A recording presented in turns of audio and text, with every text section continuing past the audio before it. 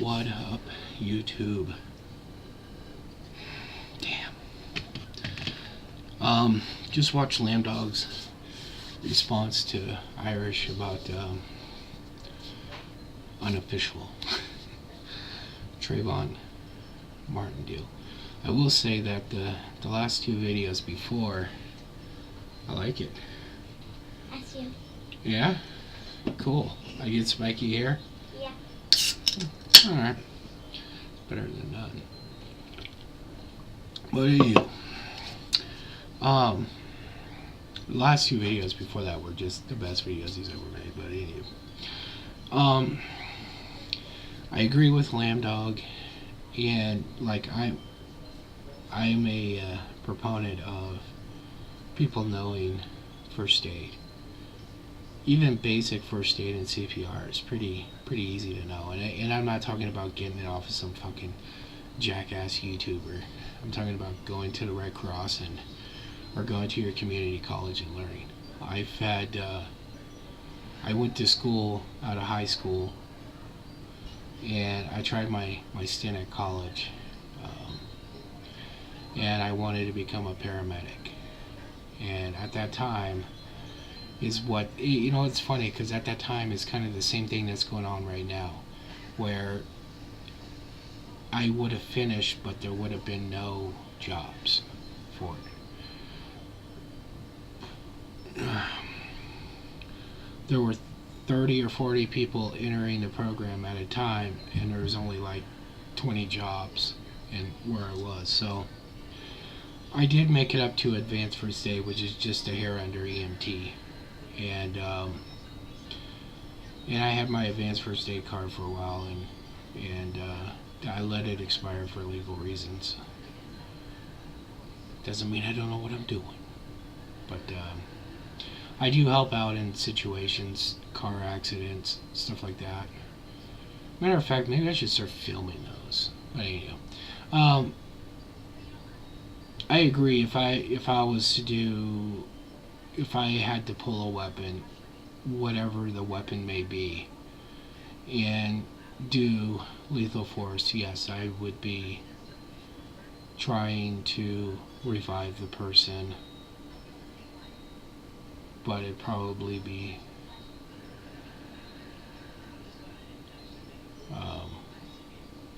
pointless because I'm a good shot. I'm just joking on this part, but yes, I would, and I know people like Lambdog and Tactical Gearhead and Irish and stuff like that would do that, you know, and that's what people should be doing. And that's the reality of, just because you use lethal force, it does not mean that force was intended to kill the person. That force should have been intended to stop the person when nothing else could stop them. And people are so misconstrued on this whole bullshit about what a gun is for when it comes to self-defense.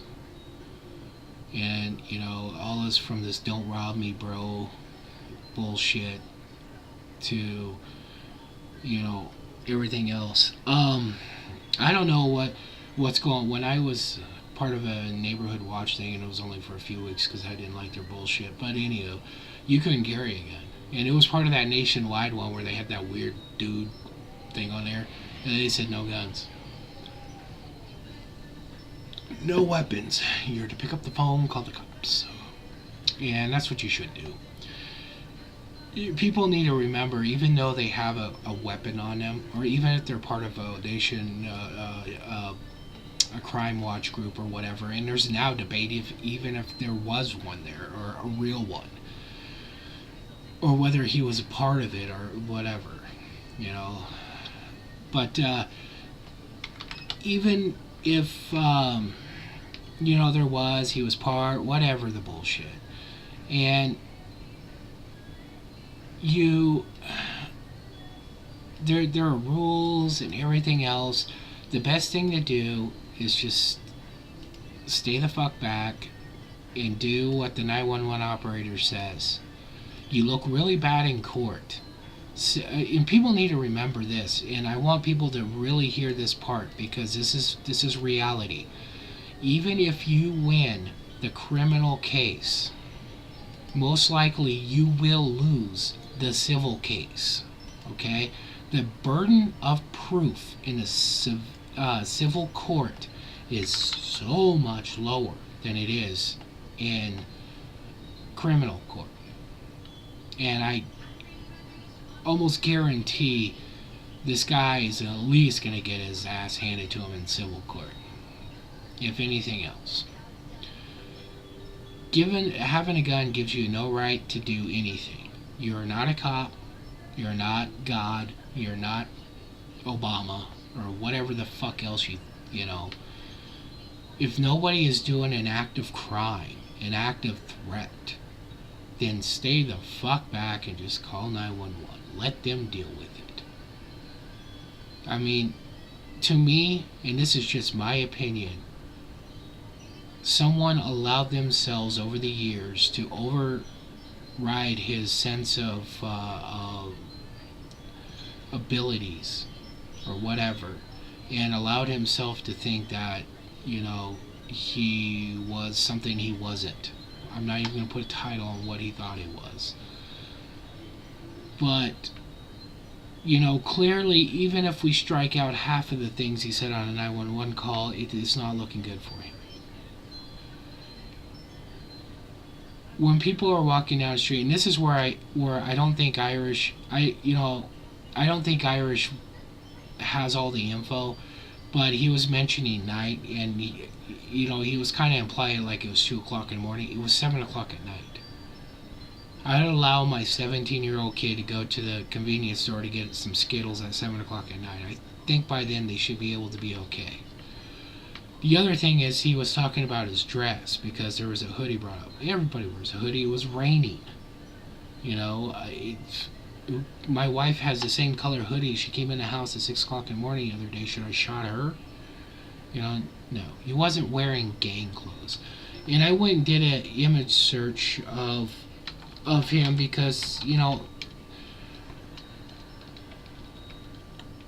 I wanted to see, if there was some more images out there of him dressing inappropriately or gangish or anything, that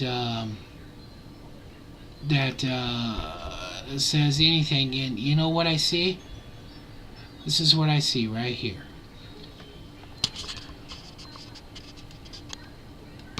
Here, let me move this here. Let me move this here real close, and that's what I see.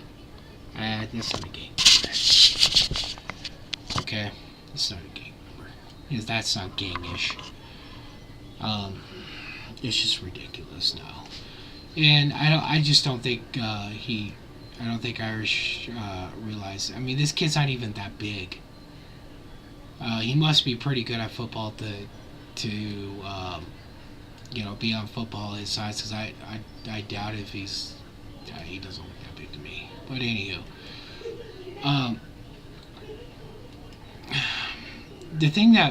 a couple things really bug me about this case. One of them is the news. The news, bloggers,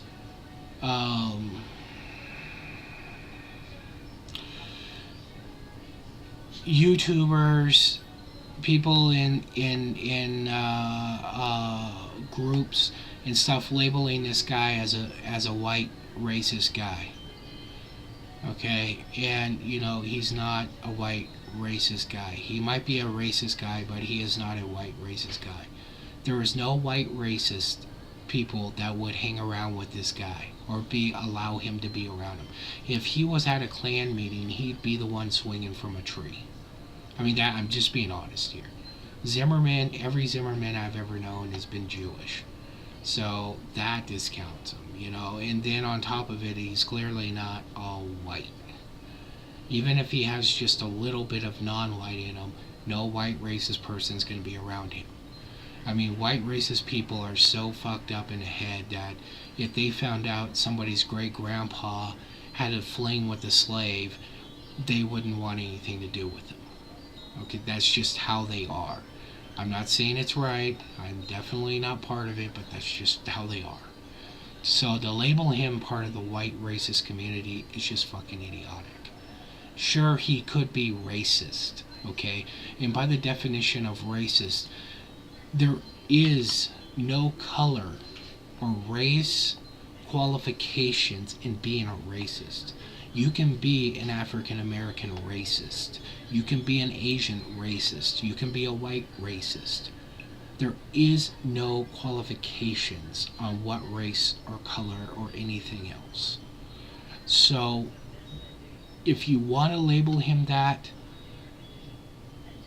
I don't have enough proof to even come close to labeling him that. I do question him a lot, but that's one thing if you label him a racist because you feel that you are, and everybody's got a right to their own opinion. That's fine. But to say he's white racist, no. Leave the white people out. And a lot of other people, a lot of people keep bringing up how racism is still completely rampant today, in today's age, and I disagree. I've been in plenty of situations because of my family name and the type of cars I roll and everything else that I've dealt with some really fucked up people.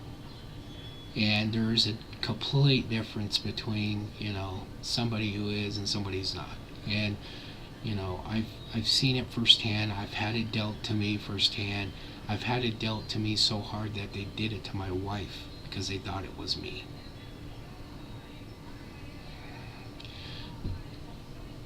I don't see that as much anymore.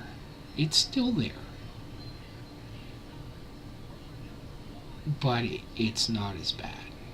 Nowhere close. And for people to sit there and dwell on it and just sit and try to spew everybody is this and everybody's that bullshit, that is a weak-minded person. I don't give a shit what color they are. So either get the fuck over the situation and deal with it by a case-by-case basis, and if it's at a cop or whatever, deal with it accordingly. Grow up and get on with it. It never did anything good for me to sit there and dwell on it. So, anywho,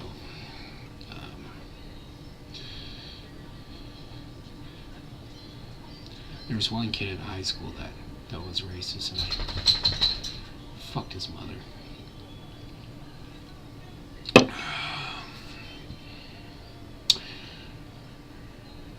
And then I took a picture of myself in their living room, the mantle of all their pictures and everything else, with hers. Big old fuck you. Yes, I'm that type of asshole. She was pretty good too.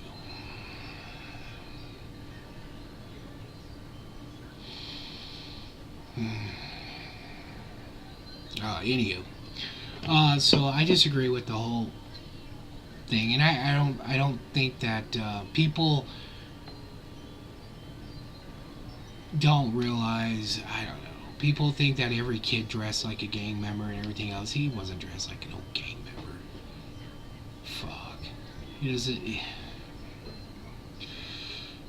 The thing that gets me is, if you're a neighborhood watch or you have a CCW or you are concerned, call the fucking cops. Let them deal with it. Let them get shot. Let them get sued. Do not put yourself in that situation.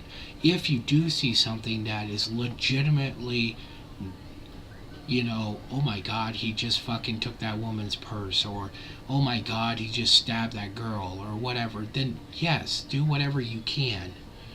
But to just start fucking with someone. Oh, the other thing is, the other thing I disagreed with Irish was about, his father and his family being involved and all this other stuff. From what I see, his parents are involved in his life. He was on his way back to his father's house in that gated community, so obviously his father's doing pretty good. And, yeah, so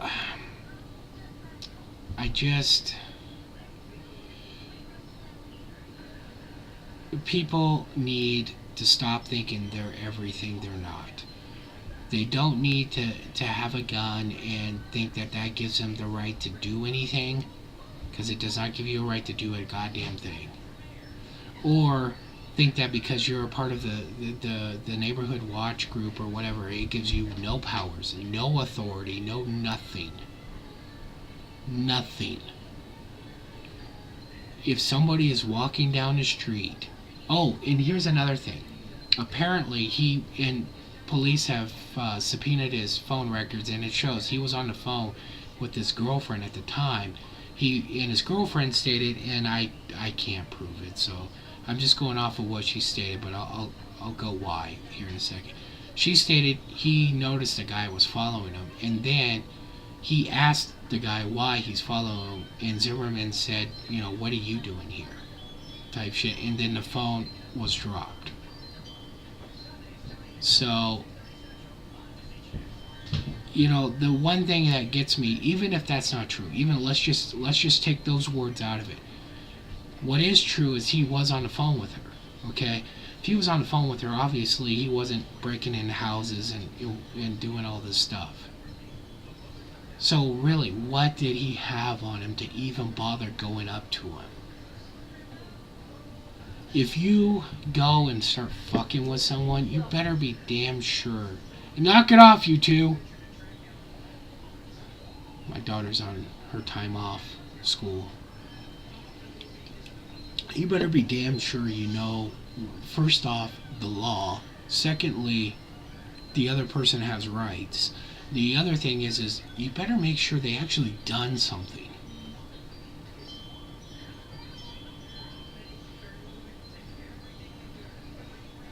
He was walking in a community that his dad lived in. He doesn't have to answer to people when they ask him. There is nowhere in the law books that says if you are asked by a, person, what are you doing here, you have to answer. You don't have to answer nothing. So, confronting him or anything else is pointless. There is no reason he should have confronted him. And,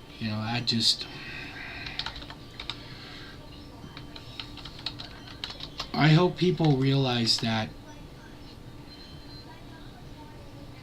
a kid's dead. This guy's arrested, this guy's life is fucked regardless of whatever happens. He'll never get a decent job. This will be on his record whether he's exonerated or not. Even if it's justifiable, it's going to be on his record. Okay? People are going to remember this. He's going to get sued civilly and he's going to get fucked. So he ruined his own life, and I don't feel sorry for him, so don't go there, but I hope people realize that even if you don't have a gun, call the cops. Unless you see somebody doing something you immediately need to intervene, call the fucking cops. Let them fucking deal with it. It's their fucking job, for Christ's sake. They're the ones trained to deal with all this shit. You're not. And to answer Lambdog's question about if somebody was an active shooter in front of my place, it would be a very tough situation because if I knew exactly what or whatever, I might have to override both of them, because, whatever. So, but, yeah.